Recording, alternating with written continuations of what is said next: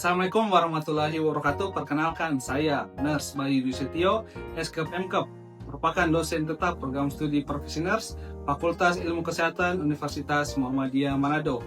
Pada kesempatan ini saya akan memaparkan pernyataan diri dosen dalam unjuk kerja Tridharma Perguruan Tinggi, khususnya di bidang pengajaran pada mata kuliah yang saya ampu, yaitu mata kuliah Keperawatan Agregat Komunitas. Mata kuliah ini memiliki bobot 3 SKS yang terdiri dari 2 SKS teori dan 1 SKS praktik. Mata kuliah ini merupakan mata kuliah wajib program studi yang memiliki kode mata kuliah PSN 601. Adapun deskripsi mata kuliah Keperawatan Agregat Komunitas yaitu membahas tentang asuhan keperawatan komunitas dan pembahasan yang terkait isu dan kecenderungan masalah kesehatan komunitas dalam konteks pelayanan kesehatan utama dengan penekanan pada peningkatan kesehatan, pencegahan penyakit, dan pemeliharaan kesehatan. Area-area khusus dalam keperawatan komunitas meliputi keperawatan kesehatan sekolah, keperawatan kesehatan kerja, keperawatan di rumah atau home care, jaminan mutu layanan keperawatan komunitas, dan isu kecenderungan dalam keperawatan komunitas. Mata kuliah ini berguna dalam memahami berbagai area khusus dalam keperawatan komunitas, terutama terkait dengan masalah kesehatan yang lazim terjadi di Indonesia dan memahami mekanisme jaminan layanan keperawatan komunitas, serta isu dari kecenderungan yang terjadi. Metode pembelajaran yang saya terapkan bersifat aktif, partisipatif, dan berbasis pada pengalaman nyata, meliputi ceramah interaktif, diskusi, project based learning, dan pembahasan kasus. Untuk capaian pembelajaran meliputi CPL 4, mahasiswa mampu menunjukkan sikap bertanggung jawab atas pekerjaan di bidang keahliannya secara mandiri. CPL 5, mahasiswa mampu menguasai ilmu pengetahuan dan teknologi keperawatan.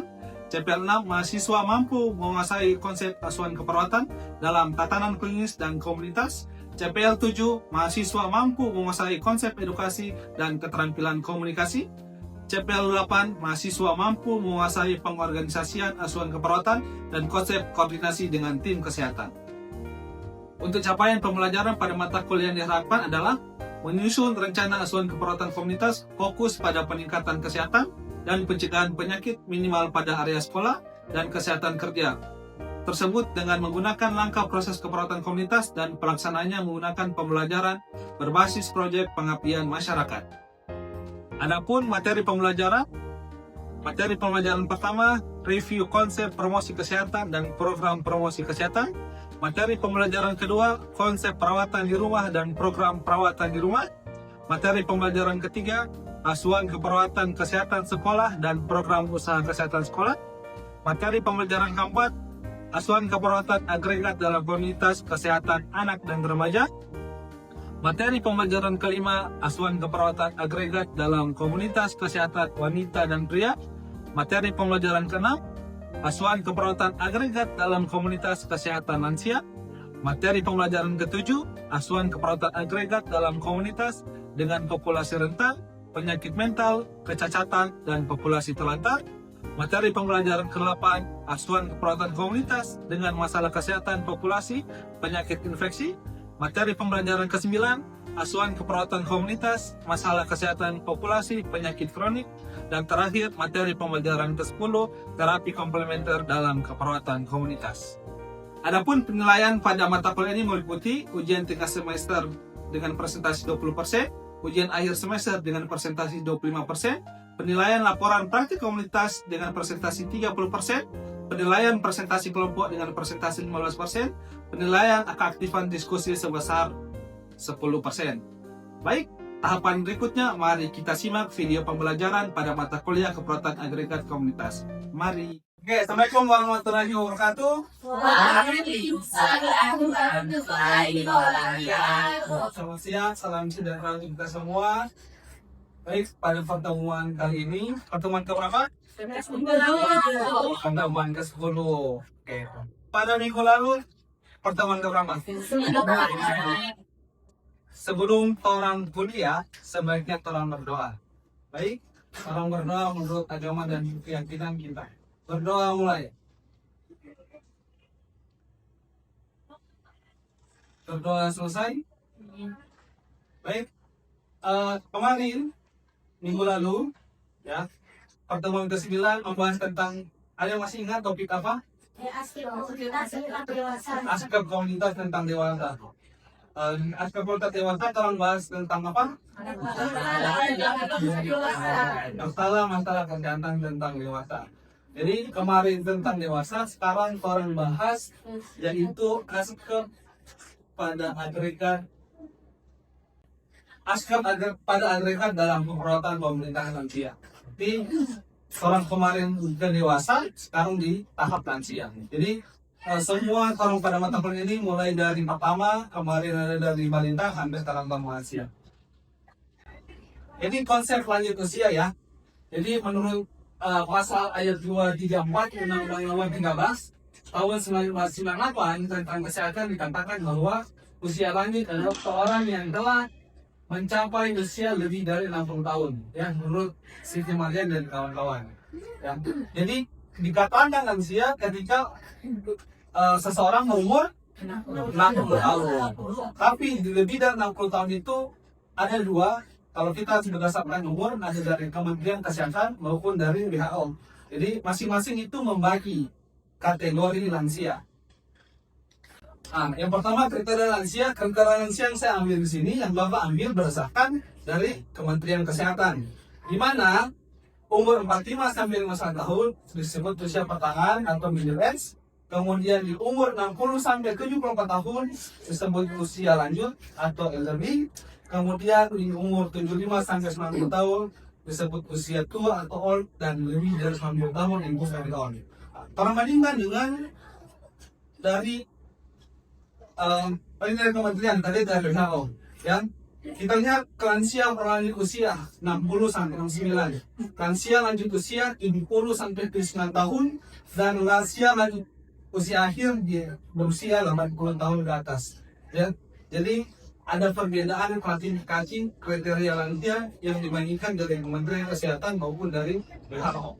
Jadi ketika pun kalian mau mengimpian ya, kalian tentang lansia, terserah kalian mau ambil yang mana kriteria yang kalian inginkan dalam kriteria sampel nanti. Ini proses penuaan dan perubahan yang terjadi pada lansia. Bapak ingatkan, ketika ingin bertanya ya, dipersilakan untuk langsung bertanya ya, jangan sungkan-sungkan. Baik, ini proses penuaan dan perubahan yang terjadi pada lansia. Proses penuaan merupakan proses alamiah pada manusia yang tidak dapat dihindari oleh setiap individu, di mana pertambahan usia akan menimbulkan perubahan-perubahan pada struktur dan fisiologis dan berbagai sel, jaringan, organ, dan sistem yang ada pada tubuh manusia. Lansia harus senantiasa berada dalam kondisi sehat yang diartikan sebagai kondisi yang sebagai berikut: bebas dari penyakit fisik, mental, dan sosial ya.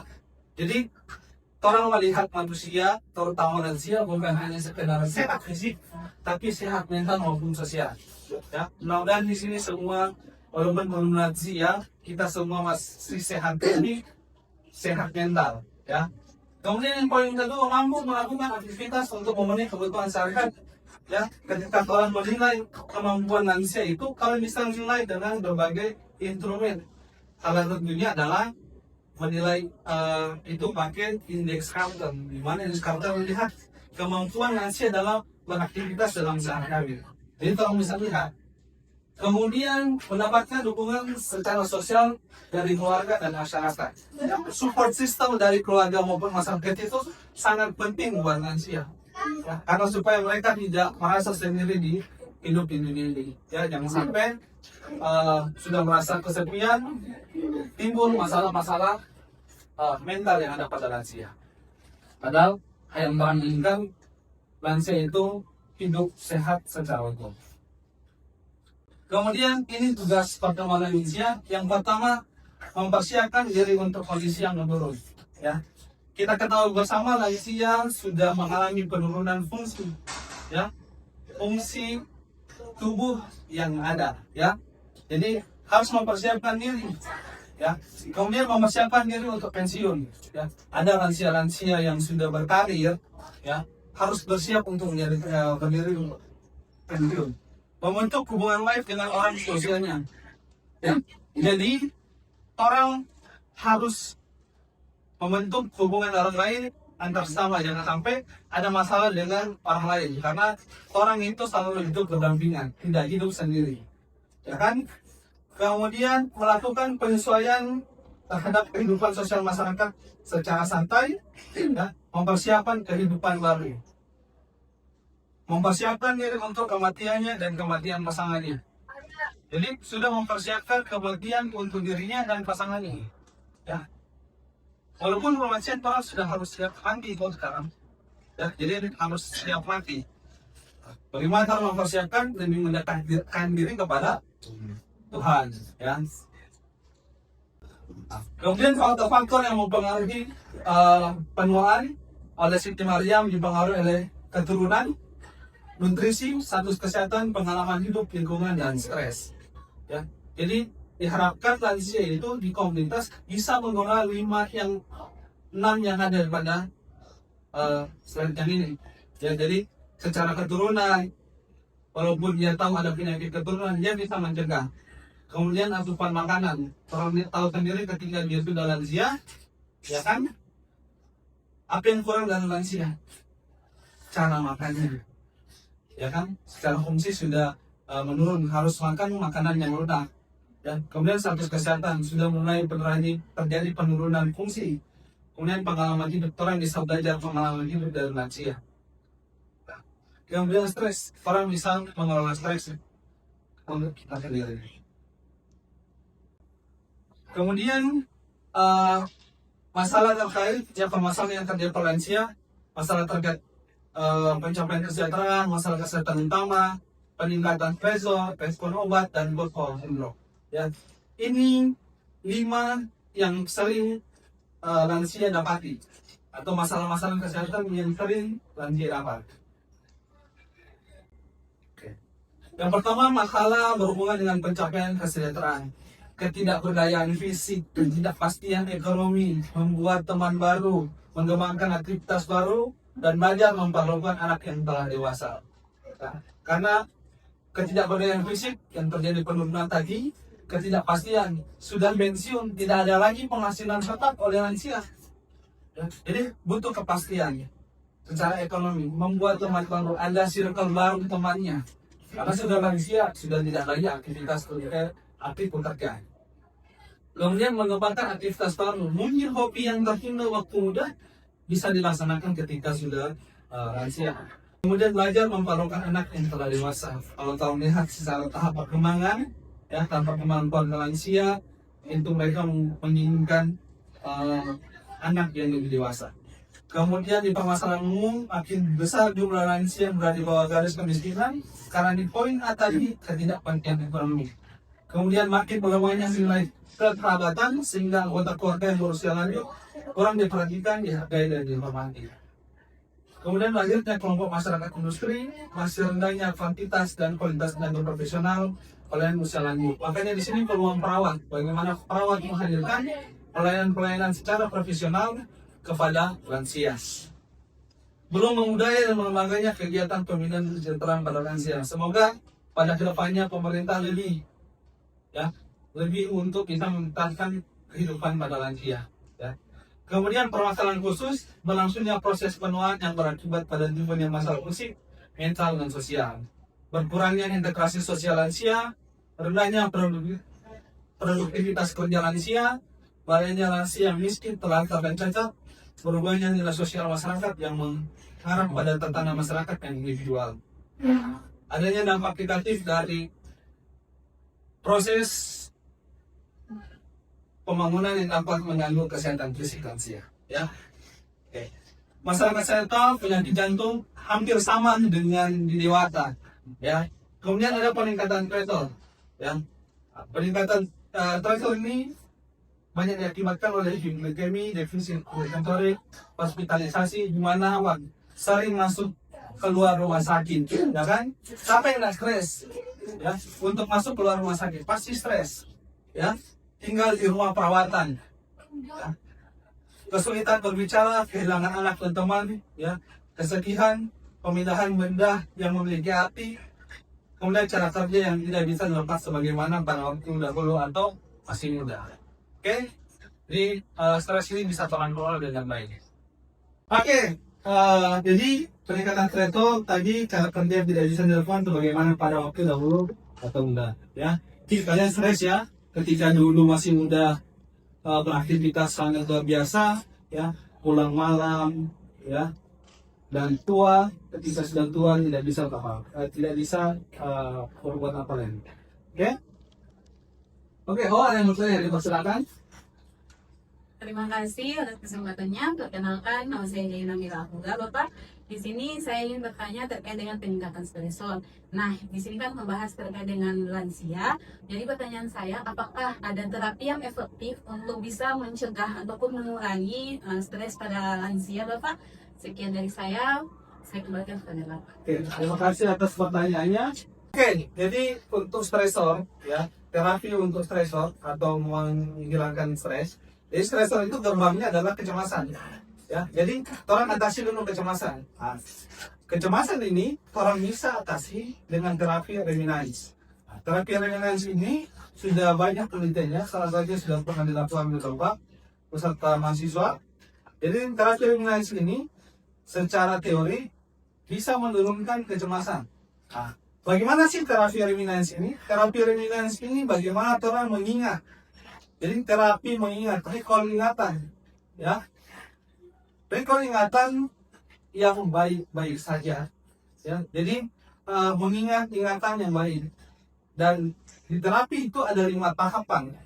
Jadi tahapan pertama itu orang kasih benda, ya, benda yang memori, yang membuat orang senang. Contoh misalnya ada satu foto untuk lansia itu, orang kasih lihat. Ini kira-kira memori apa sih yang dikenang? Atau memang lansia yang memberikan ini foto saya ketika saya ketemu dengan presiden pertama. Itu memori. Jadi untuk menurunkan kecemasan dengan benda-benda yang disenangi. Ya. Dan itu terapi yang sangat mudah. Bisa dibuat oleh lansia itu sendiri. Ya. Oke, baik itu ya terapi yang bisa menurunkan stresor, salah satunya terapi reminans. Bagaimana? Bisa paham? Bisa, Bapak. Oke, jadi baik, jadi itu sangat mudah ya bisa dilakukan oleh lansia itu sendiri. Oke, baik. Sekarang saya nasional keperawatan lansia ya. Jadi tahapan nasional keperawatan yang pertama apa? Pengajian. Pengkajian. Yang kedua, Iya, sebelum diagnosa ada analisis data, baru masuk ke data, kemudian intervensi, kemudian dan terakhir oke. Orang masuk tahap pertama ya, kita masuk tahap pertama itu pengkajian keperawatan ya. Tujuan pengkajian melengkapi dasar-dasar rencana perawatan individu, menentukan kemampuan klien untuk memelihara diri sendiri, membantu menghindarkan bentuk dan penandaan klien, memberikan waktu pada klien untuk menjawab ya. Jadi dilakukan pengkajian. Nah, kalau kita melihat kemampuan klien karena di lansia ada beberapa pengkajian tambahan yang khusus untuk mengkaji tentang lansia. Ya. Kemudian pengumpulan data ya.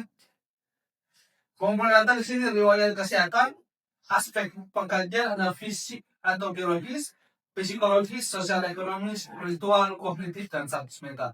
Jadi semua ini dilakukan pengkajian untuk mendapatkan data yang utuh. Kemudian masuk di analisa data, ya.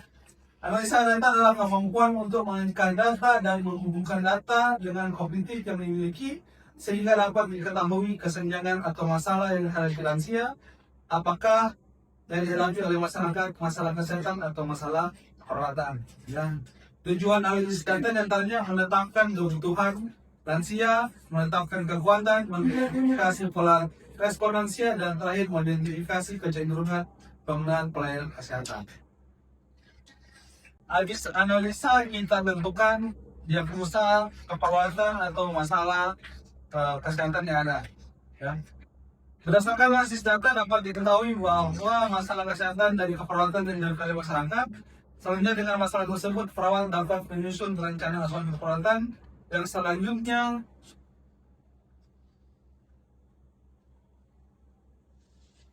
dapat dilakukan intervensi masalah-masalah yang telah dirumuskan perkara yang tidak mungkin dapat diatasi sekaligus. Oleh karena itu diperlukan suatu prioritas masalah. Ya, jadi dengan analisis data, orang memprioritaskan masalah. Ya, orang memprioritaskan masalah berdasarkan apa? Analisis data untuk menentukan, misalnya orang lihat ada tiga masalah. Untuk menentukan masalah A lebih dulu, B kedua, C yang ketiga. Berdasarkan kebutuhan pasien yang orang lihat dari kebutuhan Abraham Maslow. Oke, Abraham Maslow ya. Kebutuhan pertama apa? Secara fisiologis. Ya, jadi orang lihat secara fisiologis. Ya, fisiologis yang jadi tingkatan pertama itu fisiologis. Jadi kita mengatasi dulu masalah-masalah fisiologis ya. Nah, ini yang Bapak sebutkan tadi di prioritas masalah. Menurut Abraham Maslow, ya, keadaan yang mengancam kehidupan, keadaan yang mengancam kesehatan, dan persepsi tentang kesehatan dan kesehatan. Jadi yang mengancam kehidupan lebih dulu yang orang prioritaskan menjadi suatu masalah. Kemudian diagnosis keperawatan adalah respon individu pada masalah kesehatan baik aktual maupun potensial. Masalah aktual adalah masalah yang diperoleh pada pengkajian, sedangkan masalah potensial adalah masalah yang mungkin timbul kemudian. Ya, komponen diagnosa hal aktual ada apa saja? Problem, dan ya. Kemudian diagnosis keperawatan yang sering muncul pada lansia. Yang pertama secara fisik, psikologi, sosial, dan spiritual. Jadi kalau lansia paling banyak 3, karena penurunan fungsi. Ya, penurunan fungsi itu lebih banyak fisik atau biologis. Kemudian intervensi, perencanaan keperawatan adalah penyusunan rencana tindakan keperawatan yang akan dilaksanakan untuk mengatasi masalah sesuai dengan diagnosis keperawatan yang telah ditentukan dengan tujuan terpenuhinya kebutuhan klien atau terpenuhinya kebutuhan dasar manusia pada lansia tersebut. Ya. Tujuan tindakan keperawatan lansia diangkat untuk membantu lansia berfungsi seoptimal mungkin sesuai dengan kemampuan dan kondisi psikologis dan sosial dengan tidak bergantung pada orang lain sehingga dapat memenuhi kebutuhan dasar lansia. Kebutuhan dasar lansia itu pemenuhan nutrisi, meningkatkan keamanan dan keselamatan, memelihara kebersihan diri, memelihara keseimbangan istirahat tidur, dan meningkatkan hubungan interpersonal melalui komunikasi. Ya, jadi 5 ini yang menjadi kebutuhan untuk lansia. Ini intervensi keperawatan ya untuk nutrisi, peran pemenuhan gizi pada lansia untuk mempertahankan kesehatan, kebugaran, dan menghambat timbulnya penyakit degeneratif. Ya, penyebab yang dihadapi lansia adalah penurunan indera penciuman. Ya, jadi untuk bau makanan dan sebagainya sudah tidak terlalu tajam. Kayak orang lagi minum.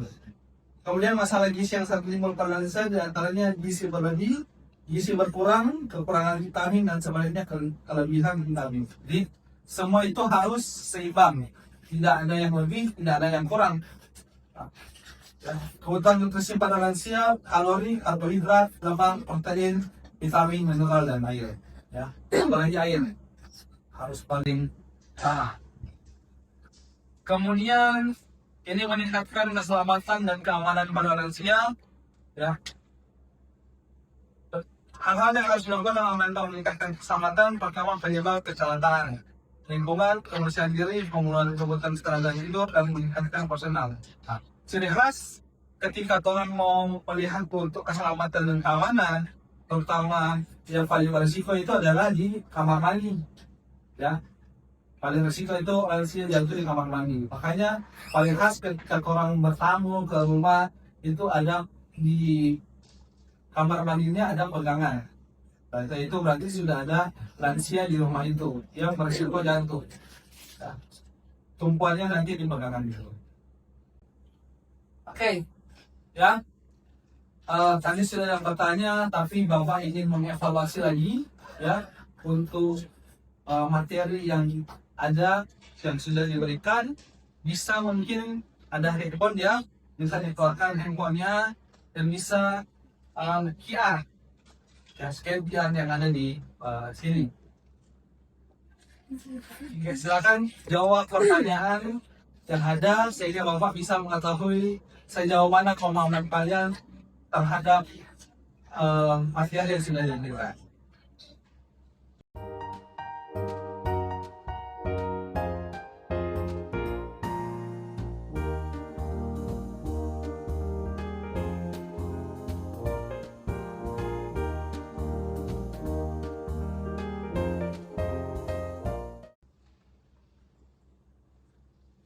Baik, sudah ada beberapa orang yang mengisi untuk bahan evaluasi untuk materi pada hari ini. Ini sudah ada beberapa ya, ada 3 di nomor 2 sudah ada 3. Ya.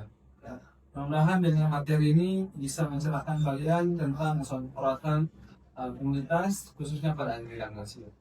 Baik, saya lanjutkan kelas pada siang hari ini. Saya ucapkan banyak terima kasih. Kita ketemu minggu depan. Terima kasih. Wassalamualaikum warahmatullahi wabarakatuh. Waalaikumsalam warahmatullahi wabarakatuh. Terima kasih Bapak.